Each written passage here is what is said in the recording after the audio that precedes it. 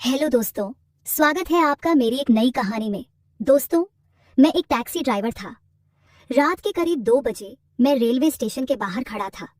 तभी एक लड़की छोटा सा बैग के लिए ठंड से कांपती हुई मेरे पास आई और बोली, भैया मुझे किसी होटल तक ले चलोगे? मैंने आसपास देखा। इतनी रात को वहां कोई टैक्सी नहीं थी और स्टेशन भी लगभग खाली हो चुका था। मैंने उससे कहा, मैडम इस वक्त ज्यादातर होटल बंद रहते हैं। अगर आप चाहे तो कुछ देर मेरे घर पर आराम कर सकती हैं। सुबह मैं आपको होटल छोड़ दूंगा। लड़की थोड़ी देर सोच में पड़ी, फिर उसने हाँ में सिर हिला दिया। हम टैक्सी में बैठकर निकल पड़े। रास्ता बिल्कुल शांत था। बाहर ठंडी हवा चल रही थी। वह लड़की काफी घबराई हुई लग रही थी। मैंने उससे पूछा, क्या पहली बार इस शहर में आई हो? उसने धीरे से कहा, हाँ, मेरा यहाँ कोई नहीं है। ये सुनकर मुझे भी अजीब लगा, लेकिन मैंने उसे भरोसा दिलाया कि चिंता मत करो, सुबह सब ठीक हो जाएगा। थोड़ी देर बाद हम मेरे घर के पास पहुंच गए। यह एक साधारण सा घर था, क्योंकि मेरे माता पिता उस समय रिश्तेदार की शादी में बाहर गए हुए थे। लड़की घर के अंदर आई और थकान से कुर्सी पर बैठ गई। मैंने उसे पानी दिया और कहा, आप यहीं आराम कर लीजिए, सुबह हम आपके लिए होटल ढूंढ लेंगे। उस वक्त मुझे नहीं पता था कि यही रात मेरी जिंदगी की सबसे बड़ी कहानी की शुरुआत बनने वाली है। अब मैं आपको अपने बारे में बताता हूँ। मेरा नाम अमित है।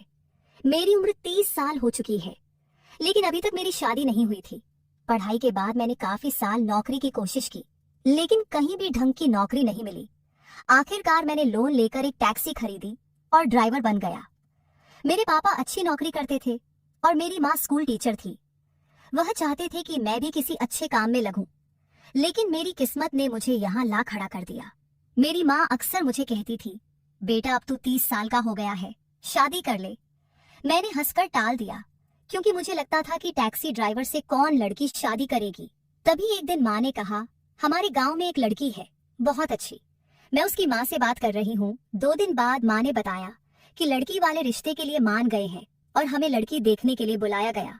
लेकिन मैंने माँ की बात को टाल दिया। मैंने कहा, मुझे किसी गांव के लड़के से शादी नहीं करनी, मैं तो शहर की किसी मॉडर्न लड़की से शादी करना चाहता हूँ। यह कहकर मैं अपने मम्मी पापा को स्टेशन छोड़ने निकल पड़ा। वे दोनों 2 दिनों के लिए रिश्तेदार की शादी में जा रहे थे। स्टेशन पहुंचते समय रात के करीब 12 बज चुके थे। मैंने सोचा, घर पर कोई नहीं है, इसलिए स्टेशन पर ही रुक जाता हूँ। शायद कोई ट्रेन आए और कोई सवारी मिल जाए। रात में टैक्सी चलाने का फायदा यह होता है कि ट्रैफिक भी नहीं मिलता और किराया भी ज्यादा मिल जाता था। इसी वजह से मैं अक्सर रात में ही काम करता था। वहीं बैठे बैठे कब मेरी आंख लगी मुझे पता ही नहीं चला। तभी एक लड़की की आवाज से मेरी नींद खुली। जब मैंने आंखें खोला तो देखा आसपास कोई दूसरी टैक्सी नहीं थी। शायद कोई ट्रेन आई थी और सारे ड्राइवर सवारी लेकर चले गए थे। मैं अकेला ही वहां बैठा था। मैं उस लड़की की तरफ देखने लगा। उसने मुझसे पूछा, चलोगे क्या? मैंने सिर हिलाकर कहा, बताइए कहाँ चलना है। वह ठंड से कांप रही थी और बाहर बहुत सर्दी थी। वह टैक्सी के अंदर आकर बैठ गई। मैं उससे पूछता रहा कि आपको कहाँ जाना है। कुछ देर वह चुप रही, फिर बोली, मेरे पास जाने के लिए कोई जगह नहीं है। मैं पहली बार इस शहर में आई हूँ और मुझे भी पता नहीं है। ये सुनकर मैं हैरान रह गया। रात के 2 बजे बज रहे थे और इतनी रात में एक अकेली लड़की स्टेशन पर खड़ी थी। मैंने कहा, मैडम इतनी रात को यूं अकेले रहना ठीक नहीं होता। कोई तो जगह होगी जहां मैं आपको छोड़ सकता हूं। वह थोड़ी देर चुप रही, फिर बोली, मुझे किसी होटल में ले चलो। उसकी बात सुनकर मैं टैक्सी आगे बढ़ाने लगा। वह लड़की बहुत घबराई हुई और परेशान लग रही थी। मैं उससे फिर पूछा, क्या आपका इस शहर में कोई भी नहीं है जहां मैं आपको छोड़ सकूं? थोड़ा सोचने के बाद उसने कहा, नहीं। मैंने कहा, फिर इस शहर में आप अकेली क्या कर रही हो? इस पर उसने चुप्पी साध ली। मैं भी खामोशी से ड्राइव करने लगा।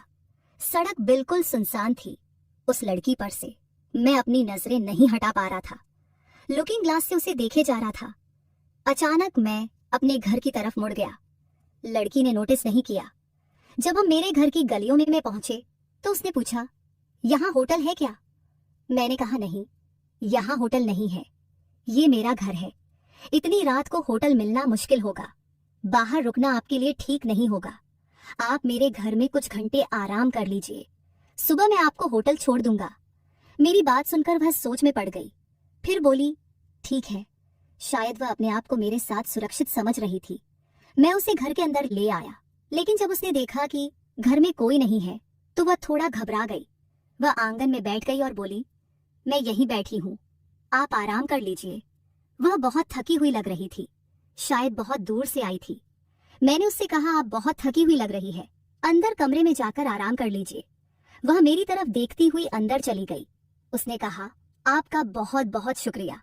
अगर आपने मदद ना की होती तो मैं पता नहीं क्या करती। घर के अंदर जाकर वह थोड़ी सहमी हुई थी, क्योंकि वहां हम दोनों के अलावा कोई नहीं था। मैं भी असमंजस में खड़ा था।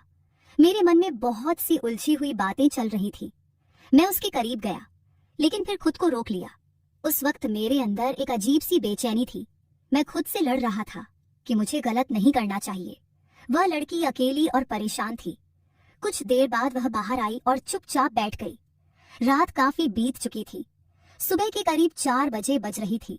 वह बहुत रो रही थी और बहुत डरी हुई थी। तब मुझे एहसास हुआ कि मुझसे बहुत बड़ी गलती हो सकती थी।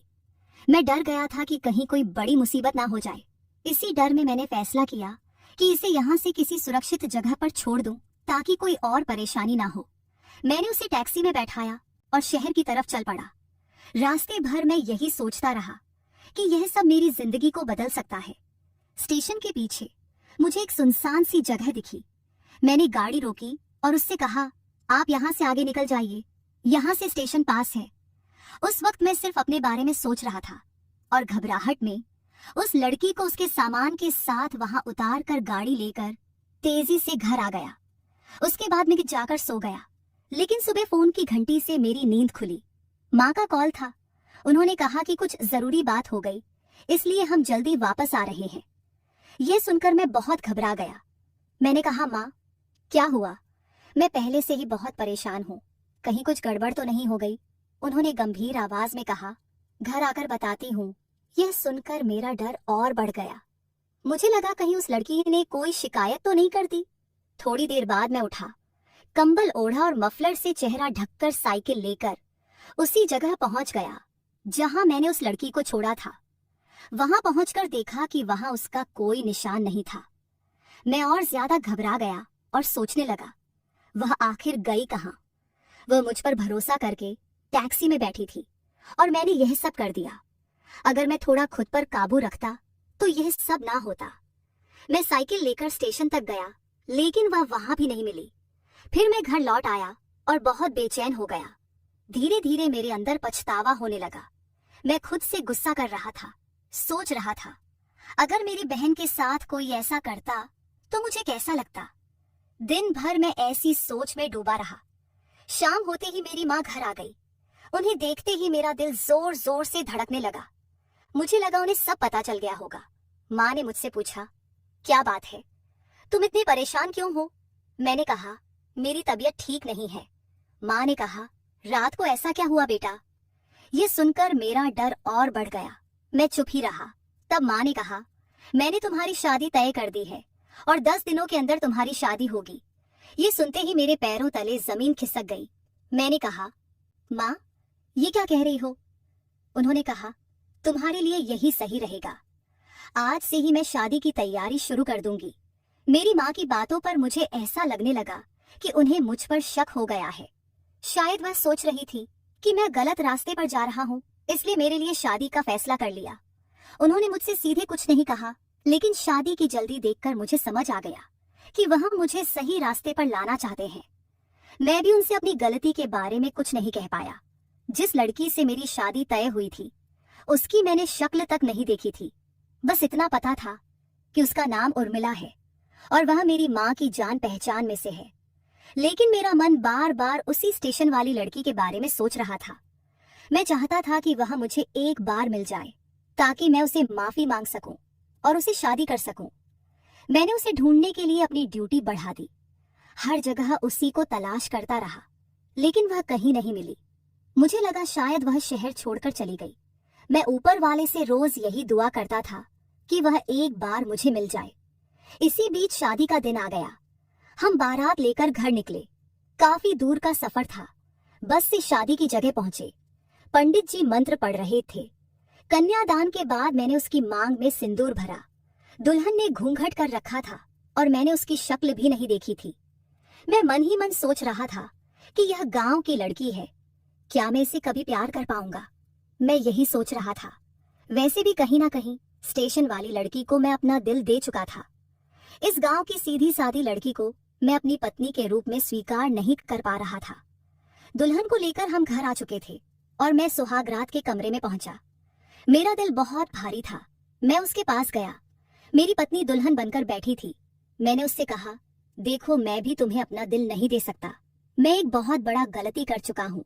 मैंने एक लड़की के साथ बहुत गलत किया था। बाद में मुझे एहसास हुआ कि यह मेरी भूल थी। मैंने उसे बहुत ढूंढा था।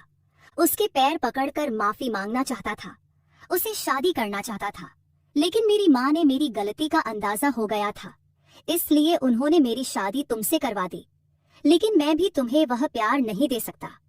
मुझे माफ कर देना। इतना कहकर मैं कमरे से बाहर जाने लगा। तभी उस लड़की ने मेरा हाथ पकड़ लिया। उसने कहा, आप जैसे भी हो, मुझे आप अच्छे लगते हो। इंसान से गलतियां हो जाती है। मैं दुआ करूंगी कि आपको वह लड़की मिल जाए और वह आपको माफ कर दे। इतना कहकर उसने अपना घूंघट हटा दिया। मैं उसकी तरफ देखना नहीं चाहता था, लेकिन उसके शब्दों ने मुझे रोक लिया। जैसे ही मैंने नजर उठाई, मेरे पैरों तले जमीन निकल गई। मेरी पत्नी उर्मिला वही स्टेशन वाली लड़की थी। मैं बिल्कुल हैरान रह गया। उसने कहा, उस रात मैं आपसे मिलने ही आई थी। मैं ही वह गांव वाली लड़की हूँ जिसका रिश्ता आपने पहले ठुकरा दिया था। आपकी माँ चाहती थी कि मैं आपका दिल जीतूं, इसलिए उन्होंने मुझे उस रात बुलाया था। मुझे आपके पते पर जाना था, लेकिन आप मुझे टैक्सी में मिल गए। मुझे कभी अंदाजा नहीं था कि सब कुछ ऐसा हो जाएगा। अगले दिन मैंने अपनी आपकी माँ को सब कुछ बताया और उन्होंने हमारी शादी तय कर दी। मुझे नहीं पता था कि आप अंदर से इतना पछता रहे हैं। ये सुनकर मेरी आंखों से आंसू आ गए। मैंने उसके सामने हाथ जोड़ दिए। मैंने कहा, मैंने इस शहर की हर जगह तुम्हें ढूंढा था। जब तुम नहीं मिली तो मैं बहुत डर गया था। अगर मिल जाती तो मैं तुमसे ही शादी करता। उस रात मैं खुद को संभाल नहीं पाया था। तुम्हें देखकर मेरी समझ काम नहीं कर रही थी। मैंने अपनी जिंदगी में तुम जैसी लड़की कभी नहीं देखी। मुझे